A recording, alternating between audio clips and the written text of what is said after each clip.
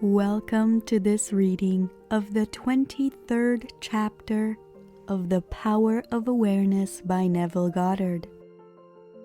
My name is Joanna, and I will be reading for you today. Chapter 23, Case Histories.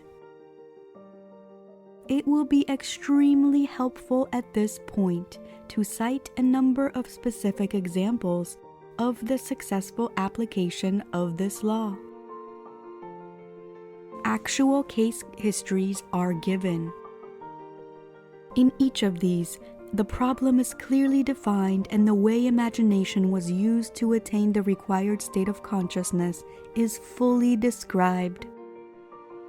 In each of these instances, the author of this book was either personally concerned or was told the facts by the person involved.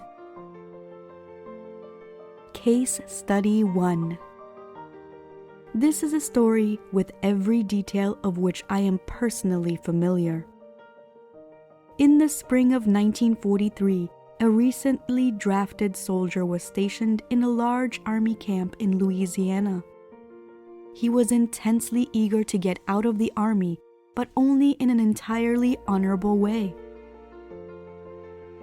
The only way he could do this was to apply for a discharge. The application then required the approval of his commanding officer to become effective. Based on Army regulations, the decision of the commanding officer was final and could not be appealed. The soldier, following all the necessary procedure, applied for a discharge. Within 4 hours, this application was returned, marked disapproved. Convinced he could not appeal the decision to any higher authority, military or civilian, he turned within to his own consciousness, determined to rely on the law of assumption. The soldier realized that his consciousness was the only reality, that his particular state of consciousness determined the events he would encounter. That night, in the interval between getting into bed and falling asleep, he concentrated on consciously using the law of assumption. In imagination, he felt himself to be in his own apartment in New York City. He visualized his apartment, that is, in his mind's eye, he actually saw his own apartment, mentally picturing each one of the familiar rooms with all the furnishing vividly real. With this picture clearly visualized and lying flat on his back, he completely relaxed physically. In this way, he induced a state bordering on sleep, at the same time retaining control of the direction of his attention. When his body was completely immobilized, he assumed that he was in his own room and felt himself to be lying in his own bed, a very different feeling from that of lying on an army cot. In imagination, he rose from the bed, walked from room to room touching various pieces of furniture. He then went to the window and, with his hands resting on the sill, looked out on the street on which his apartment faced. So vivid was all this in his imagination that he saw in detail the pavement, the railings, the trees, and the familiar red brick of the building on the opposite side of the street. He then returned to his bed and felt himself drifting off to sleep. He knew that it was most important in the successful use of this law that at the actual point of falling asleep, his consciousness be filled with the assumption that he was already what he wanted to be. All that he did in imagination was based on the assumption that he was no longer in the army. Night after night, the soldier enacted this drama. Night after night, in imagination, he felt himself honorably discharged, back in his home, seeing all the familiar surroundings and falling asleep in his own bed. This continued for 8 nights. For 8 days, his objective experience continued to be directly opposite of his subjective experience in consciousness each night, before going to sleep. On the 9th day, orders came through from the battalion headquarters for the soldier to fill out a new application for his discharge. Shortly after this was done, he was ordered to report to the colonel's office. During the discussion, the colonel asked him if he was still desirous of getting out of the army. Upon receiving an affirmative reply, the colonel said that he personally disagreed, and while he had strong objections to approving of the discharge, he had decided to overlook these objections and to approve it. Within a few hours, the application was approved, and the soldier, now a civilian, was on a train bound for home. Case Study 2. This is a striking story of an extremely successful businessman demonstrating the power of imagination and the law of assumption. I know this family intimately, and all the details were told to me by the son described herein. The story begins when he was 20 years old. He was next to the eldest in a large family of 9 brothers and 1 sister. The father was one of the partners in a small merchandising business. In the 18th year, the brother referred to in the story left the country in which they lived and traveled 2,000 miles to enter college and complete his education. Shortly after his first year in college, he was called home because of a tragic event in connection with his father's business. Through the machinations of his associates, the father was not only forced out of his business, but was the object of false accusations, impugning his character and integrity. At the same time, he was deprived of his rightful share of the equity of the business. The result was he found himself largely discredited and almost penniless. It was under these circumstances that the son was called home from college. He returned, his heart filled with one great resolution. He was determined that he would become outstandingly successful in business. The first thing he and his father did was to use the little money they had to start their own business. They rented a small store on a side street not far from the large business, of which the father had been one of the principal owners. There they started a business bent on real service to the community. It was shortly thereafter that the son, with instinctive awareness of it being bound to work, deliberately used imagination to attain the most fantastic objective. Every day on the way to and from work, he passed the building of his father's former business, the biggest business of its kind in the country. It was one of the largest buildings with the most prominent location in the heart of the city. On the outside of the building was a huge sign on which the name of the firm was painted in large, bold letters. Day after day he passed by, a great dream took shape in the son's mind. He thought of how wonderful it would be if it was his family that had this great building, his family that owned and operated this great business. One day, as he stood gazing at the building, in his imagination he saw a completely different name on the huge sign across the entrance. Now the letters spelled out his family name. In these case histories, actual names are not used. For the sake of the clarity of the story, we will use hypothetical names and assume that the son's family name was Goddard. Where the sign read F.N. Moth & Co., in imagination, he actually saw the name letter by letter, and Goddard & Sons. He remained looking at the sign with his eyes wide open, imagining that it read N. Goddard & Sons. Twice a day, week after week, month after month, for 2 years he saw his family name over the front of that building.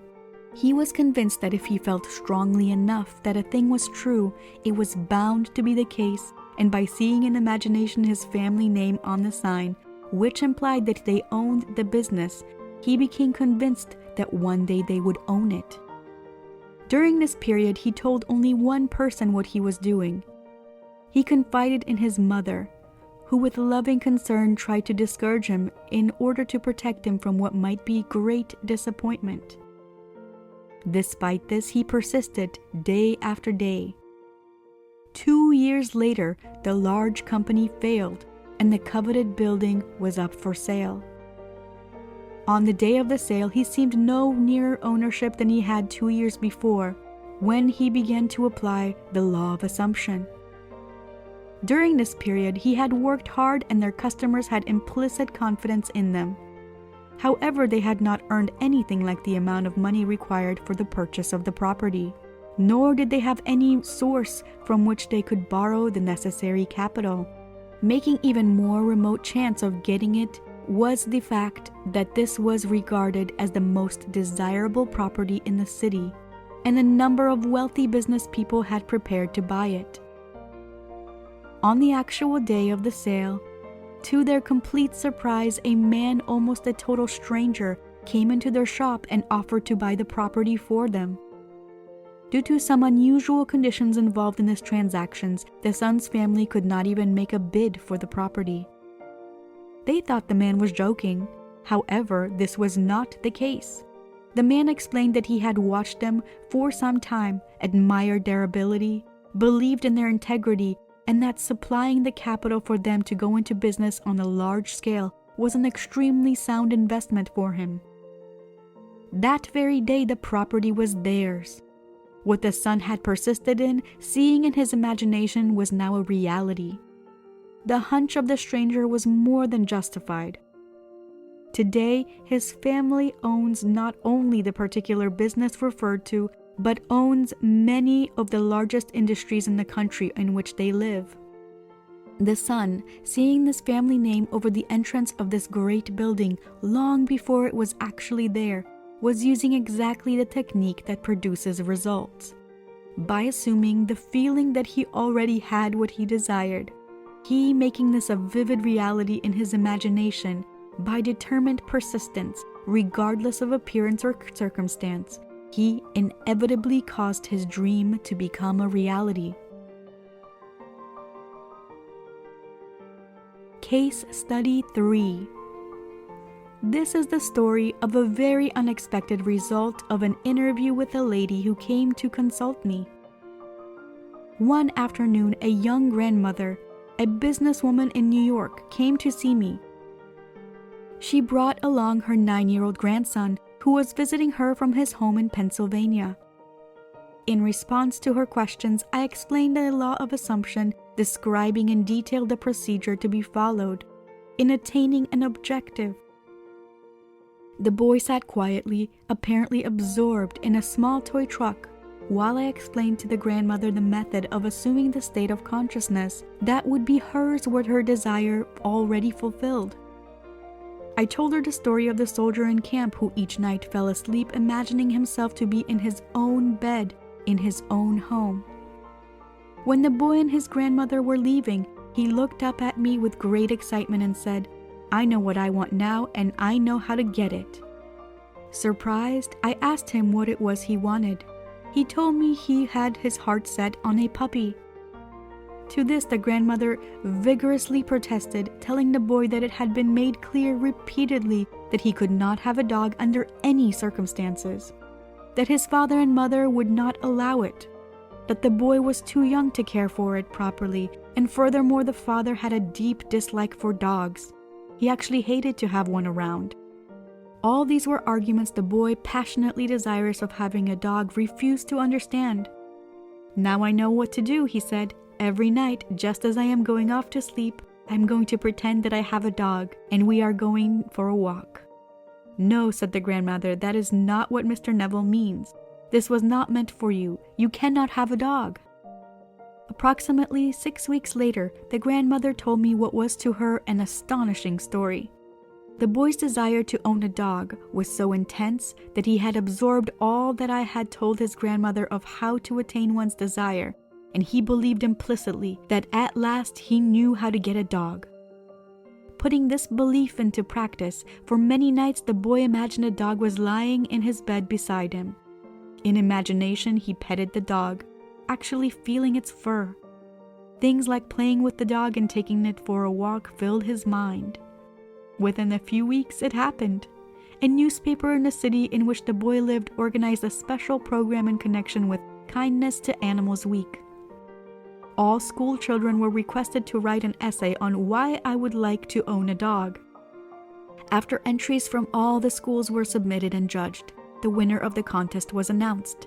The very same boy who weeks before in my apartment in New York had told me, "Now I know how to get a dog," was the winner. In an elaborate ceremony, which was publicized with stories and pictures in the newspaper, the boy was awarded a beautiful collie puppy. In relating the story, the grandmother told me that if the boy had been given the money with which to buy a dog, the parents would have refused to do so and would have used it to buy a bond for the boy or put it in the savings bank for him. Furthermore, if someone had made the boy a gift of a dog, they would have refused it or given it away. But the dramatic manner in which the boy got the dog, the way he won the citywide contest, the stories and the pictures in the newspaper, the pride of the achievement and the joy of the boy himself all combined to bring about a change of heart in his parents, and they found themselves doing that which they never conceived possible. They allowed him to keep the dog. All this the grandmother explained to me, and she concluded by saying that there was one particular kind of dog on which the boy had set his heart. It was a collie. Case Study 4. This was told by the aunt in the story to the entire audience at the conclusion of one of my lectures. During the question period following my lecture on the law of assumption, a lady who had attended many lectures and had personal consultation with me on a number of occasions rose and asked permission to tell a story, illustrating how she had successfully used the law. She said that upon returning home from the lecture the week before, she had found her niece distressed and terribly upset. The husband of the niece, who was an officer in the Army Air Force, stationed in Atlantic City, had just been ordered along with the rest of the unit to active duty in Europe. She tearfully told her aunt that the reason she was upset was that she had been hoping her husband would be assigned to Florida as an instructor. They both loved Florida and were anxious to be stationed there and not to be separated. Upon hearing this story, the aunt stated that there was only one thing to do, and that was to apply immediately the law of assumption. "Let's actualize it," she said. "If you were actually in Florida, what would you do? You would feel the warm breeze. You would smell the salty air. You would feel your toes sinking into the sand. Well, let's do it all right now." They took off their shoes and, turning out the lights, in imagination, they felt themselves actually in Florida, feeling the warm breeze, smelling the sea air, pushing their toes into the sand. 48 hours later, the husband received a change of orders. His new instructions were to report immediately to Florida as an Air Force instructor. 5 days later, his wife was on a train to join him. While the aunt, in order to help her niece to attain her desire, joined in with the niece in assuming the state of consciousness required, she did not go to Florida. That was not her desire. On the other hand, that was the intense longing of the niece. Case Study 5. This case is especially interesting because of the short interval of time between the application of this law of assumption and its visible manifestation. A very prominent woman came to me in deep concern. She maintained a lovely city apartment and a large country home. But because the many demands made upon her were greater than her modest income, it was absolutely essential that she rented her apartment if she and her family were to spend the summer at their country home. In previous years, the apartment had been rented without difficulty early in the spring. But the day she came to me, the rental season for summer sublets was over.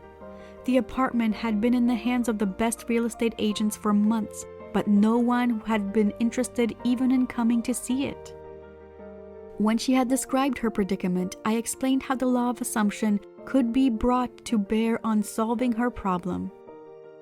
I suggested that by imagining the apartment had been rented by a person desiring immediate occupancy and by assuming that this was the case, her apartment actually would be rented.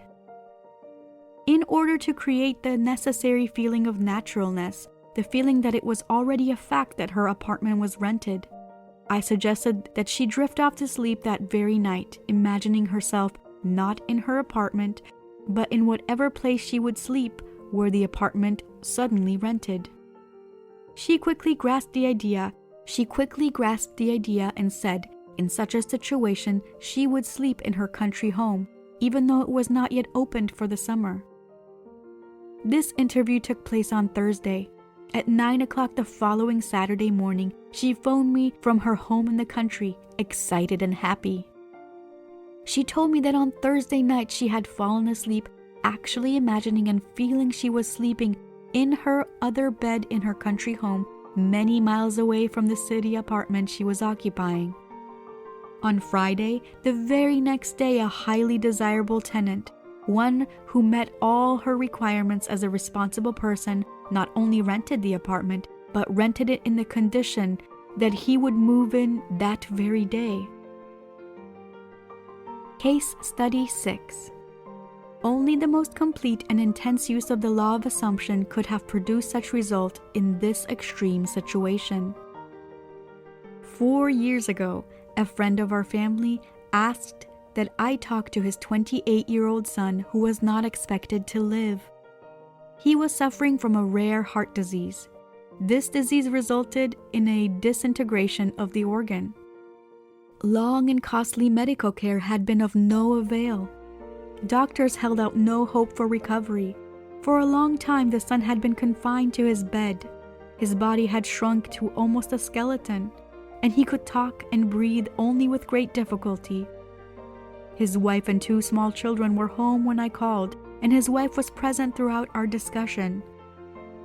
I started by telling him that there was only one solution to any problem, and that solution was a change of attitude. Since talking exhausted him, I asked him to nod in agreement if he understood clearly what I said. This he agreed to do. I described the facts underlying the law of consciousness. In fact, consciousness was the only reality. I told him that the way to change any condition was to change his state of consciousness concerning it.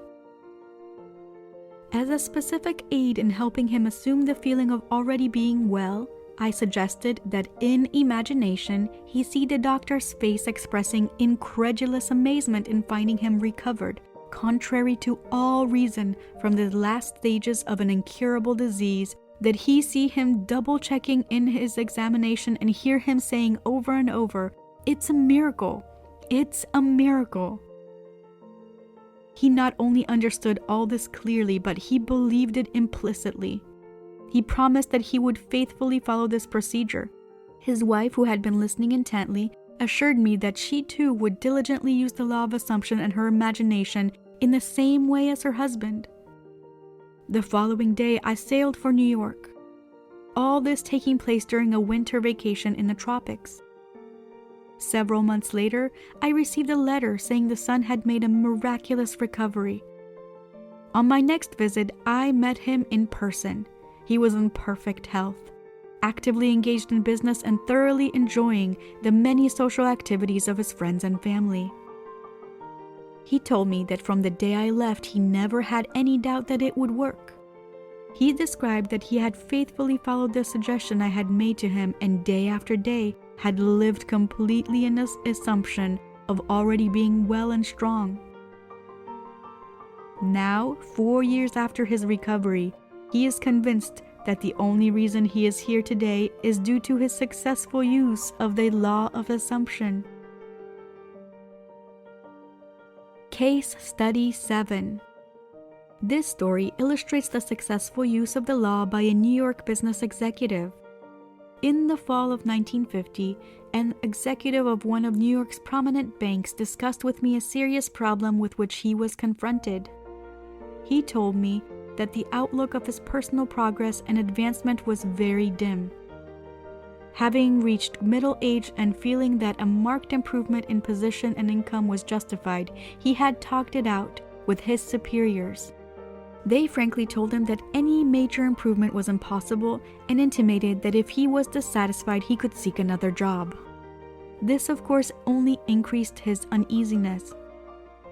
In our talk, he explained that he had no great desire for really big money, but that he had to have a substantial income in order to maintain his home comfortably and to provide for the education of his children in good preparatory schools and colleges. This he found impossible on his present income. The refusal of the bank to assure him of any advancement in the near future resulted in a feeling of discontent and an intense desire to secure a better position with considerably more money. He confided in me that the kind of job he would like, better than anything in the world, was one in which he managed the investment funds of a large institution such as a foundation or great university. In explaining the law of assumption, I stated that his present situation was only a manifestation of his concept of himself, and declared that if he wanted to change the circumstances in which he found himself, he could do so by changing his concept of himself. In order to bring about this change of consciousness, and thereby a change in his situation, I asked him to follow this procedure every night, just before he fell asleep. In imagination, he was to feel he was retiring at the end of one of the most important and successful days of his life. He was to imagine that he had actually closed a deal that very day to join the kind of organization he yearned to be with, and in exactly the capacity he wanted. I suggested to him that if he succeeded in completely filling his mind with this feeling, he would experience a definite sense of relief. In this mood, his uneasiness and discomfort would be a thing of the past. He would feel the contentment that comes with the fulfillment of desire. I wound up by assuring him that if he did this faithfully, he would inevitably get the kind of position he wanted. This was the first week of December. Night after night, without exception, he followed this procedure. Early in February, a director of one of the wealthiest foundations in the world asked this executive if he would be interested in joining the foundation in an executive capacity handling investments. After some brief discussion, he accepted. Today, at a substantially higher income and with the assurance of steady progress, this man is in a position far exceeding all that he had hoped for. Case Study 8. The man and wife in this story have attended my lecture for a number of years. It is an interesting illustration of the conscious use of this law by two people concentrating on the same objective at one time. This man and wife were an exceptionally devoted couple. Their life was completely happy and entirely free from any problems or frustrations. For some time they had planned to move into a larger apartment. The more they thought about it, the more they realized that what they had their hearts set on was a beautiful penthouse. In discussing it together, the husband explained that he had wanted one with a huge window looking out on a magnificent view. The wife said she would like to have one side of the walls mirrored from top to bottom. They both wanted to have a wood-burning fireplace. It was a must that the apartment be in New York City. For months they had searched for just such an apartment in vain. In fact, the situation of the city was such that securing any kind of apartment was almost an impossibility. They were so scarce that not only were they waiting on lists for them, but all sorts of special deals including premiums, the buying of furniture, etc. were involved. New apartments were being leased long before they were completed, many being rented from the blueprints of the building. Early in the spring, after months of fruitless seeking, they finally located one which they seriously considered. It was a penthouse apartment in a building just being completed on Upper Fifth Avenue, facing Central Park. It had one serious drawback. Being a new building, it was subject to rent control, and the couple felt the yearly rental exorbitant. In fact, it was several $1,000s a year more than they had considered paying. During the spring months of March and April, they continued looking at various penthouses throughout the city, but they always came back to this one. Finally, they decided to increase the amount that they would pay substantially and made a proposition, which the agent of the building agreed to forward to the owners for consideration. It was at this point, without discussing it with each other, each determined to apply the law of assumption. It was not until later that each learned what the other had done. Night after night, they both fell asleep in imagination in the apartment they were considering. The husband, lying with his eyes closed, would imagine that his bedroom windows were overlooking the park. He would imagine going to the window the first thing in the morning and enjoying the view. He felt himself sitting on the terrace overlooking the park, having cocktails with his wife and friends, all thoroughly enjoying it. He filled his mind with actual feeling himself in the penthouse and on the terrace. During all this time, unknown to him, his wife was doing the same thing. Several weeks went by without any decision on the part of the owners, but they continued to imagine as they fell asleep each night that they were actually sleeping in the penthouse. One day, to their complete surprise, one of the employees in the apartment building in which they lived told them that the penthouse there was vacant. They were astonished because theirs was one of the most desirable buildings in the city with a perfect location right on Central Park. They knew there was a long waiting list of people trying to get an apartment in their building. The fact that a penthouse had unexpectedly become available was kept quiet by the management because they were not in a position to consider any applicants for it. Upon learning that it was vacant, the couple immediately made a request that it be rented to them, only to be told that it was impossible. The fact was that not only were there several people on a waiting list for a penthouse in the building, but it was actually promised to one family. Despite this, the couple had a series of meetings with the management, at the conclusion of which the apartment was theirs. The building being subject to rent control, their rental was just about what they had planned to pay when they first started looking for a penthouse. The location, the apartment itself, and the large terrace surrounding it on the south, west, and north was beyond all their expectations. And in the living room, on one side is a giant window 15 feet by 8 feet with a magnificent view of Central Park. One wall is mirrored from floor to ceiling, and there's a wood-burning fireplace. End of chapter 23. Thank you for listening to this reading of the 23rd chapter of The Power of Awareness by Neville Goddard. Comment below any thoughts or takeaways on this reading today. If you liked this video, found it helpful or valuable in any way, hit that thumbs up button.